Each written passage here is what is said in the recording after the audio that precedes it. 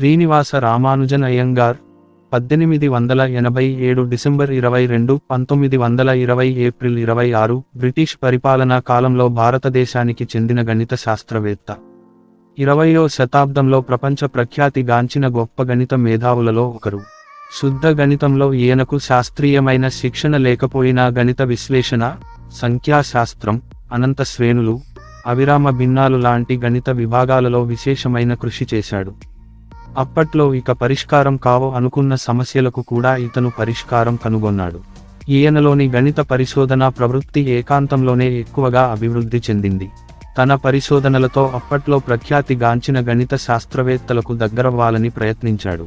కానీ ఆ ప్రయత్నాలు చాలా వరకు విఫలమయ్యాయి. ఎందుకంటే రామానుజన్ కనుగొన్న సూత్రాలు అపూర్వమైనవి, అప్పటిదాకా ఎవరూ పరిచయం చేయనివి, దానికి తోడు వాటిని రామానుజన్ సమర్పించిన విధానం కూడా విభిన్నమైనది. అయినా రామానుజన్ తన పట్టు విడవకుండా తన పరిశోధనను అర్థం చేసుకునే శాస్త్రవేత్తల కోసం వెతుకులాట కొనసాగించాడు. 1913లో ఆయన ఇంగ్లండులోని కేంబ్రిడ్జి విశ్వవిద్యాలయంలో పనిచేసే జి.హెచ్. హార్డీ అనే గణిత శాస్త్రవేత్తను ఉత్తరాల ద్వారా సంప్రదించాడు. అతని పనిని చూసి ముగ్ధుడైన హార్డీ రామానుజాన్ని కేంబ్రిడ్జికి ఆహ్వానించాడు. రామానుజన్ ప్రతిపాదించినవి చాలా కీలకమైన సిద్ధాంతాలని, కొన్నైతే తాను కని విని ఎరుగనివని కూడా ఆయన అభిప్రాయపడ్డాడు. రామానుజన్ జీవించింది కొద్ది కాలమే అయినా సుమారు 3900 ఫలితాలు రాబట్టాడు. అందులో చాలా వరకు సమీకరణాలు, అనన్యతలే. వీటిలో చాలా వరకు సరికొత్త అయినవి. బాల్యం. కుంభకోణంలోని సారంగపాణి వీధిలోని రామానుజం నివసించిన ఇల్లు. రామానుజన్ 1887 డిసెంబర్ 22వ తేదీ నాడు తమిళనాడు రాష్ట్రంలోని ఈరోడ్ పట్టణంలో ఆయన అమ్మమ్మ ఇంట్లో జన్మించాడు.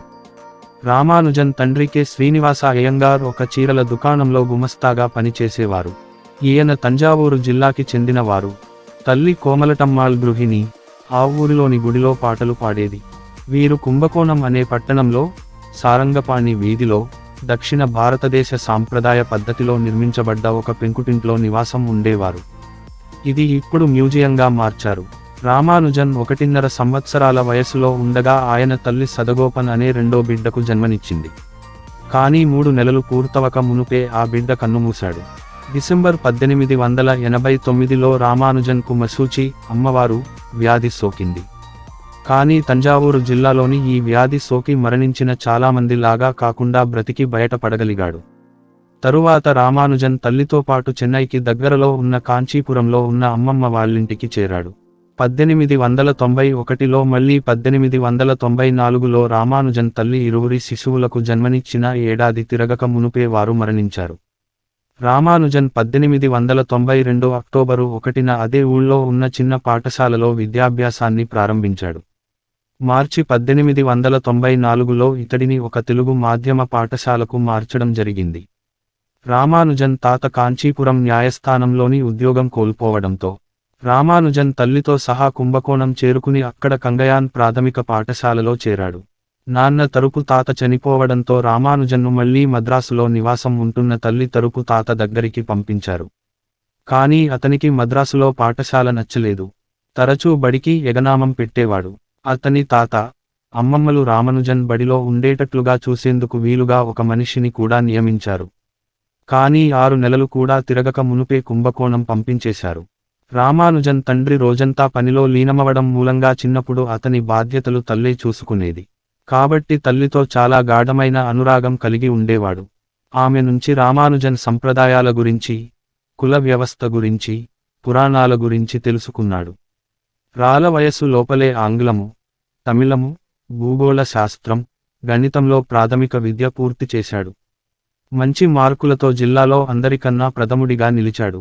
1898లో అతని తల్లి ఆరోగ్యవంతమైన శిశువుకు జన్మనిచ్చింది.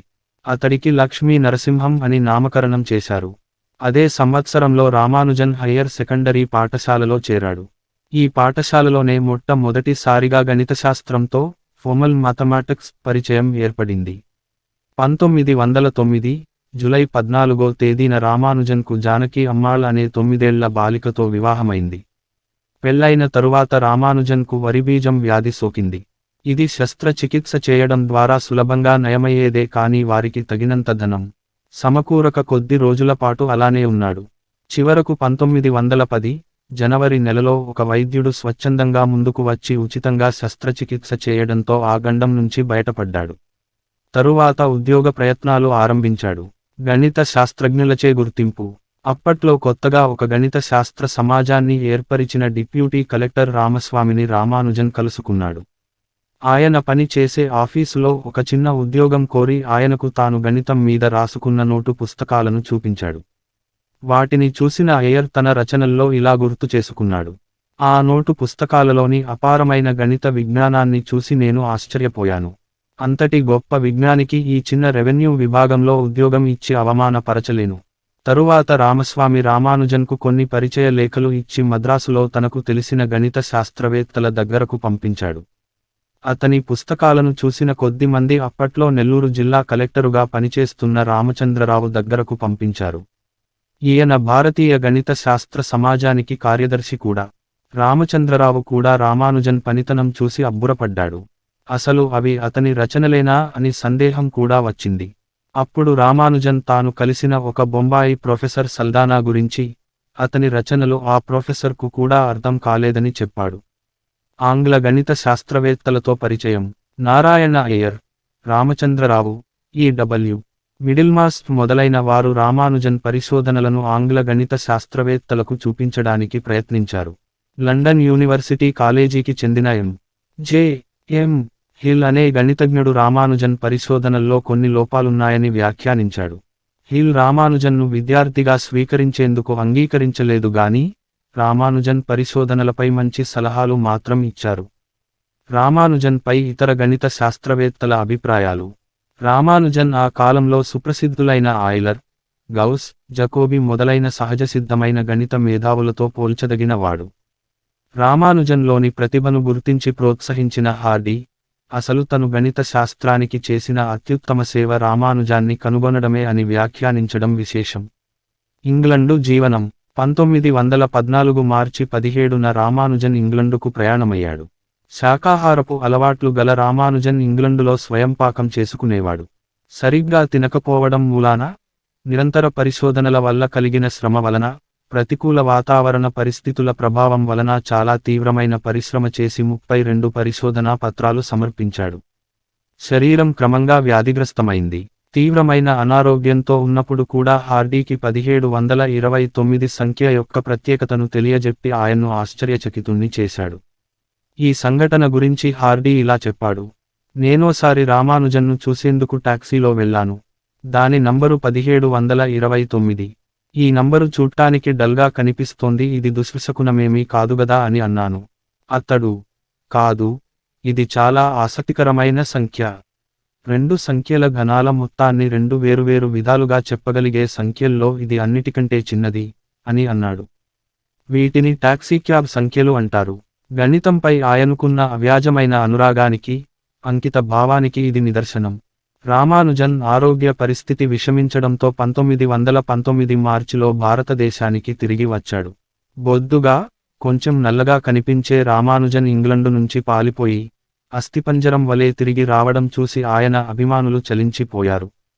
అనేక రకాల వైద్య వసతులు కల్పించినా ఆయన కోలుకోలేకపోయాడు. దాంతో ఆయన 1920 ఏప్రిల్ 26న పరమపదించాడు. శుద్ధ గణితంలో నంబర్ థియరీలోని ఇతని పరిశోధనలు, స్ట్రింగ్ థియరీ, క్యాన్సర్ పరిశోధనల వంటి ఆధునిక విషయాలలో ఉపయోగపడుతూ ఉన్నాయి. రామానుజన్ చివరి దశలో మ్యాథ్, తీటా ఫంక్షన్స్ పై చేసిన పరిశోధనలు చాలా ప్రసిద్ధమైనవి. ఆయన ప్రతిపాదించిన కొన్ని అంశాలు కొన్ని ఇప్పటికీ అపరిష్కృతంగానే ఉండటం విశేషం. వ్యక్తిత్వం. రామానుజన్ చాలా సున్నితమైన భావాలతో, మంచి పద్ధతులు కలిగి, బిడియస్తుడిగా ఉండేవాడు. ఆయన కేంబ్రిడ్జిలో ఎన్నో కష్టాలను ఎదుర్కొంటూ క్రమశిక్షణ కలిగిన జీవితాన్ని గడిపాడు. ఆయన జీవిత చరిత్రను రాసిన మొట్టమొదటి రచయిత ఆయన్ను శుద్ధ సాంప్రదాయవాదిగా పేర్కొనడం జరిగింది. తనకు సంక్రమించిన సామర్థ్యం అంతా తమ ఇలవేల్పు దేవత అయిన నామగిరి ప్రసాదించినదేనని రామానుజన్ బలంగా విశ్వసించేవాడు. తనకు ఏ కష్టం కలిగినా ఆమె సహాయం కోసం ఎదురు చూసేవాడు. ఆమె కలలో కనిపించి ఎటువంటి సమస్యకైనా పరిష్కారం చూపించగలదని భావించేవాడు. భగవంతునిచే ప్రాతినిధ్యం వహించబడని ఏ ఆలోచన కూడా సూత్రం కానేరదు అని అప్పుడప్పుడు అంటుండేవాడు. రామానుజన్ అన్ని మతాలు ఒకటిగా నమ్మేవాడని హార్డీ ఒకసారి పేర్కొన్నాడు. ఆయన ఆధ్యాత్మికతను భారతీయ రచయితలు అతిగా అర్థం చేసుకున్నారని వివరించాడు. అంతేకాదు, రామానుజన్ యొక్క శుద్ధ శాకాహారపు అలవాట్ల గురించి కూడా ప్రస్తావించాడు. రామానుజన్ స్వరాష్ట్రమైన తమిళనాడు, ఆ రాష్ట్రవాసిగా ఆయన సాధించిన విజయాలకు గుర్తుగా ఆయన జన్మదినమైన డిసెంబర్ 22ను రాష్ట్ర సాంకేతిక దినోత్సవంగా ప్రకటించింది.